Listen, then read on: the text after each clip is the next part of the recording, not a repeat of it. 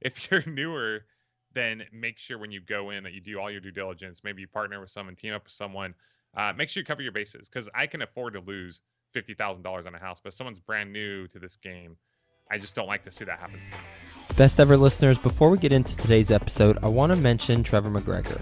Trevor is a real estate results coach. I've been paying him and working with him for years now. He actually is responsible for giving me the idea to do a podcast. So it's not only about transactions that he gives advice on, how to find more deals, how to make more money, but also how to build a holistic plan around your real estate entrepreneurship endeavors. That's what I love about working with Trevor, that and being held accountable for what I say I'm going to do and actually making sure that I follow through and do it. I feel like I'm a pretty results-oriented, accountable kind of person, but it's always nice to have someone who's there guiding you along the way and giving you strategy as well as psychology tips for how to deal with, the things that come up as a real estate entrepreneur.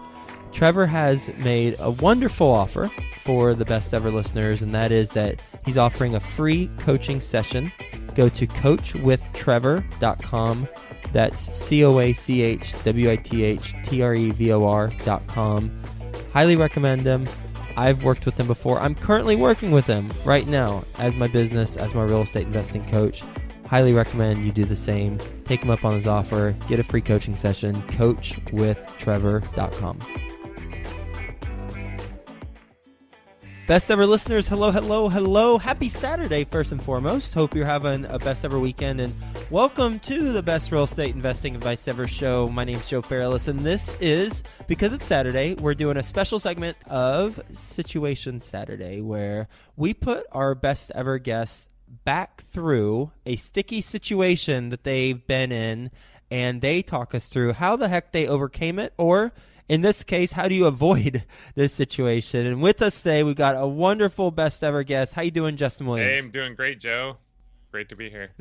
Yeah, nice to have you back. If Justin's name sounds familiar, then either one, you're a listener of his House Flipping HQ podcast, which I highly recommend going to check out, or you're a loyal best ever listener, and or doesn't have to be mutually exclusive. You're a loyal best ever listener, and you have heard Justin on the first episode was 141, where his best ever advice was given. And so if you want his advice on what he mentioned, then go listen to that. It's titled The 5-Step Process to Automate Your House Flipping Business. And then he's also been on special segments with some guests on the Patch of Land segments, and highly recommend listening to those two on the Best Flipping series ever and a couple others. So a little bit about Justin, and then we'll get into Situation Saturday. As I mentioned, he's got his successful podcast, House Flipping HQ. He's the founder of houseflippinghq.com. He's been a real estate investor for 9 years now? Yep. Is that 9 years? Yep. It was 8 before, and now it's 9. Yeah, delete 8, put 9. 9 years, and has flipped over 400 homes. It's actually during over 600 now. Oh my goodness. Wow. All right. You just shot right up there. The last one was close to 400, so I figured I'll just play it safe and say over 400. Wow. Okay. 600 homes during that time, and currently flips, I'm going to say it and you can correct me, currently flips close to 100 homes a year. Yeah, we bought 124 last year in 2015. There you go. Okay, 124 last year. And he's based in San Clemente, California, which is by San Diego, and it hurts my heart that I'm not over there right now because I'm so freaking jealous. With that being said, Justin, let's get into Situation Saturday. This is a story about going with your gut, and I'll let you take it from here and tell us what's the story behind your situation. Awesome. So, previously I mentioned to you is the beginning of last year was actually 2 years ago. As I'm running through the math, the years in my head, I sometimes kind of jumble it all together. I purchased a home from a wholesaler whom I had a previous relationship with. I had purchased at least a couple homes from him before. And this wholesaler, I buy homes all throughout Southern California, and I'm now purchasing some homes in a couple other states as well. But this particular part of Southern California was a little bit outside of my normal area that I'm really comfortable with. But I had a lot of trust in this guy, and he knew the business. He knew his market really well. And I'd done a couple deals with him that had gone really well. So it wasn't like it was this random wholesaler who didn't really know what he was doing and was trying to take advantage of me or anything like that. But I bought this house just based off of him telling me how good of a deal it was. I mean, I looked at the numbers and the data wasn't really there. And I'm okay with buying a house that may not necessarily have a ton of fixed up after repaired homes that are perfect spot on. But I still, even with the other data, just could not justify this price that he was telling me this home was worth. But he kept convincing me, I'll make sure it's worth it to you. If you don't make X return, so the time I was shooting for about a 13% return, this is when the market was like shooting up. So I was okay with a 13% return on my capital. He said, if you do not make that, I will make up the difference to you. And I'm like, okay, the guarantee doesn't get any better than that. I know this guy, I trust him. Well, a few things happened with that deal, and we ended up losing $50,000, which was, by far at that time the most money I've ever lost on a house.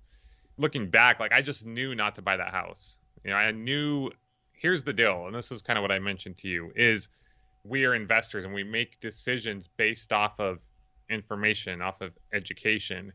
And I'm always telling my team, especially now, especially after that deal, that we're not gamblers.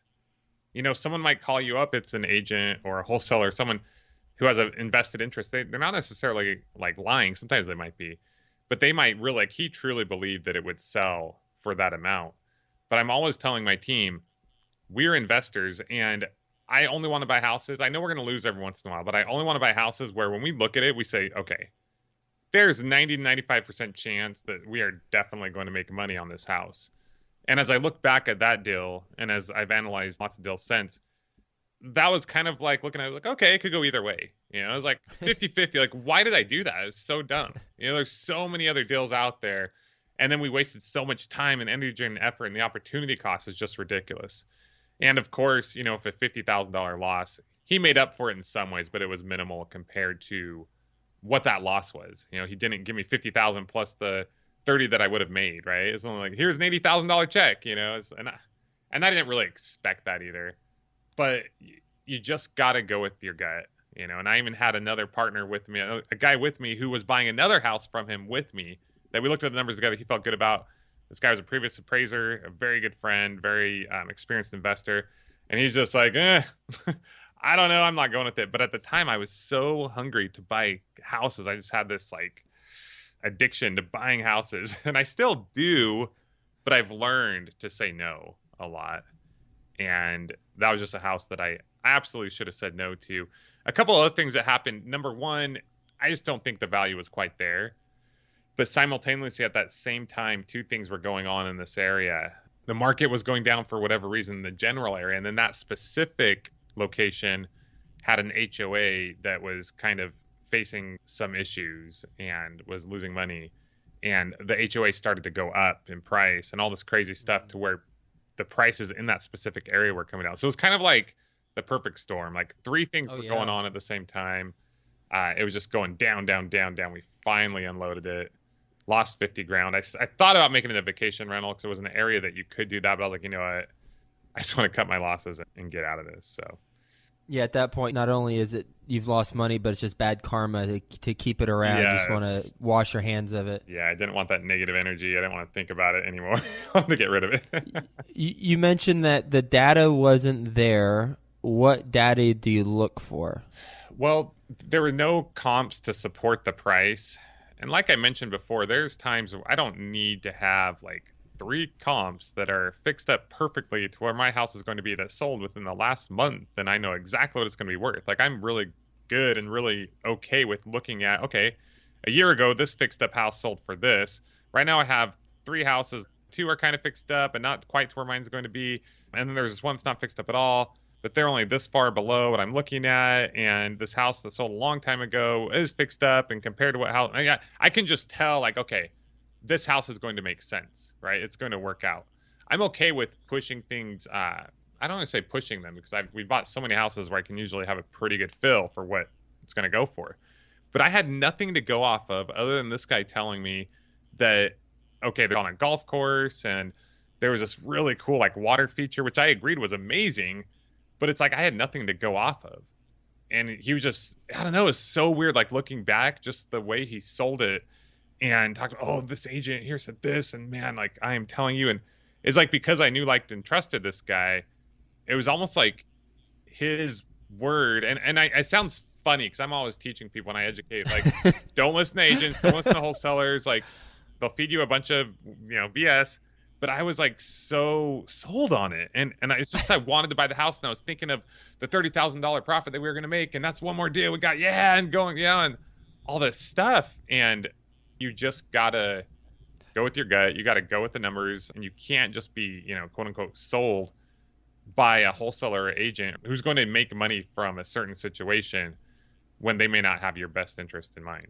So, how long did it take you to do the rehab of the property? Didn't take too long. It was kind of a standard, 30-day rehab. But man, we went back, we redid different things, we painted different color, we tried more upgrades, and we just kept, it was like this downward spiral. We were like chasing it, So it did end up taking longer, and we did new pictures, and we went through like 3 or 4 agents. Like, it was crazy. Had we have let go of it early on, if I had my crystal ball, we would have gotten out and like broken even or lost a little money. But it was just like, it reminded me of, when the market was crashing back in the day, right? Like it's just like a falling knife. You can't even catch it. That's how it felt. I was like, oh my gosh, but with this one particular property, we just couldn't even keep up with it. You mentioned in a couple different ways and some directly on how he convinced you, but I'd like to dig into that a little bit more. What would you say are maybe like the top 3 things he did that, whether it was the approach, what he said, whatever, that made you say, all right, I want to make this happen? I think a lot of it was him talking about, the market in that area and how things are on fire. And it's true. Like there wasn't, at the time when I bought that, we put it under contract, there was an upward moving motion. And so he convinced me on like the future of what was going to happen here really fast. And the fact that these homes that had sold weren't fixed up and ours is going to be fixed up, and the value that being in this specific area on the golf course and the water feature. What was the water feature? It was like there's this golf course, and then there's this like, I'm thinking of like a human-sized statue of you. It's like, I got a Justin water feature there. You gotta buy this house. So it's on the golf course, right? And then you go out on your like patio, and there's like this water fountain like on the golf course, right? And it's like right in your backyard, and there's like ducks, and it was really cool. I was like, this is cool, but it didn't make the house worth for $50,000 that I don't know, it sounds ridiculous, but since then we have had tons of agents and wholesalers try to convince us that a home is worth a certain amount for a certain reason. And the questions we always ask is like, okay, well, what, like, why, like, where's the evidence? And if it's something that has to do with future value or something to do with something that's totally random, that's not like, you know what I mean? It isn't like a water feature. Sure. Yeah, exactly. Like, okay, there's no evidence. Show me another thing in this community that is just like that sold for that, or that maybe sold for, okay, a little bit less, but wasn't fixed up. I get that, but it was just so far under what he was telling us the value was. So it was like this combination of all these things. I mean, I thought we would at least have broken even or made like a few thousand, and that's probably why I went forward with it. But we should have looked more into the HOA as well and just known that they were having issues and they were struggling. If we would have dug a little bit further and known that the HOA was going up, that would have saved us a lot of heartache as well. It was like just the perfect storm. How do you do that research for the HOA and know that it's going up? This is almost embarrassing, but I am so like hands off in my business that I would actually need to ask my assistant Vanessa, who handles all of that for me. Bring her on. Let's go grab. No, I'm kidding. Yeah, no, we could sometimes. She's a rock star. No, I was saying right now, just go get her on. Get her the mic. She works. No, I'm kidding. Yeah, offsite. Yeah, but yeah, because contact the HOA. I mean, contact them, talk to them, see where they're at. I'm kind of assuming what I think you would do, but. Nevertheless, if there's an HOA, look into it. Look into it. Find due diligence. Yeah, fair enough. You got the promise from the wholesaler that they would cover it. What was the conversation like whenever you lost $50,000? I should check out my emails because there was definitely some going back and I bet. and we've kind of, we've made amends. But having that been said, like I'll be careful buying another, if I buy another house from him. You haven't since? No, and it's not just him. It's more that area. Well, I'm sure as a wholesaler, he's got other areas with other properties. And how long ago was this? About 2 years ago. Okay. And you had bought, how many properties did you bought from him before then? Just a couple. It's just kind of an area that's a little unique, and you can do okay in that area, but it's just a unique. What area is it? It's just like Palm Springs area, more or less. It means nothing to me living in Cincinnati and living in New York the last 10 years, but I'm sure we have a lot of California listeners, so that would be helpful for them. I'm sorry, anyway. I thought my phone was off.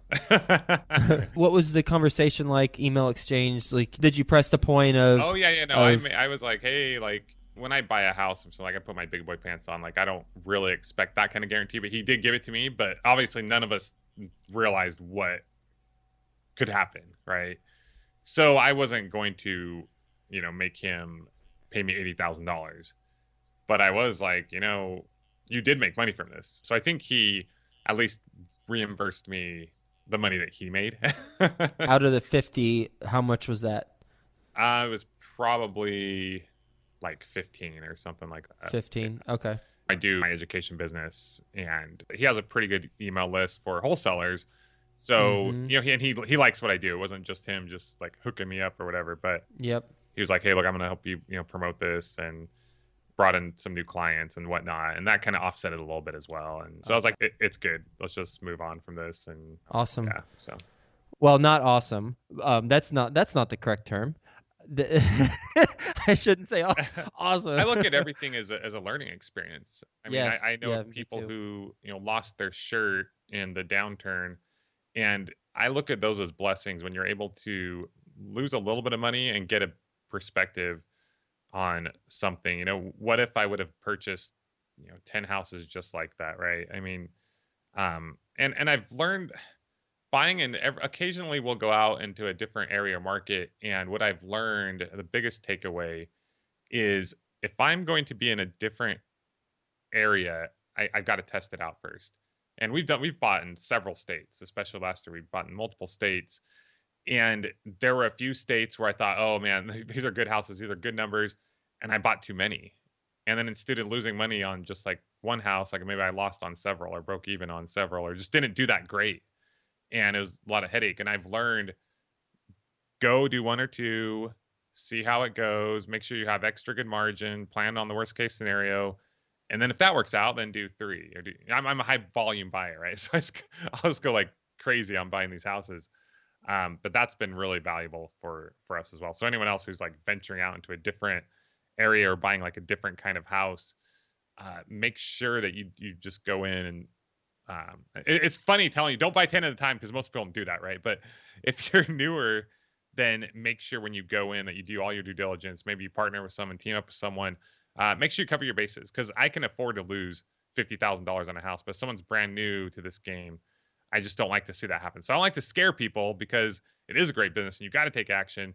But I've seen a lot of people go out and try to buy houses in areas they're not familiar with, and or high price points, and they miss something big, and it really hurts them. And you don't want to get hurt in a big way when you're new to the business. So this has been the perfect situation Saturday. Thank you so much for being on the show again, Justin, and sharing with us your sticky situation and the lessons that you've learned by going with your gut and making sure that there's data to support the future value that's being presented, then looking at the quality of that data, and making sure it's not just anecdotal or fountains of your face in a backyard. Yes, exactly. But this really was a great conversation. I really appreciate you being on the show again, and I hope you have the best ever day. I'll talk to you soon. Awesome. Thanks, Joe. Did you achieve all your real estate goals in 2015? Well, if you did, congratulations. Fist bump to you. If you didn't, then go to coachwithtrevor.com Trevor McGregor is my business coach, my real estate coach. He's also been a guest on the show, episode 320. He is offering a free coaching session for the best ever listeners. Just go to coachwithtrevor.com and it'll help you to achieve your real estate goals in 2016.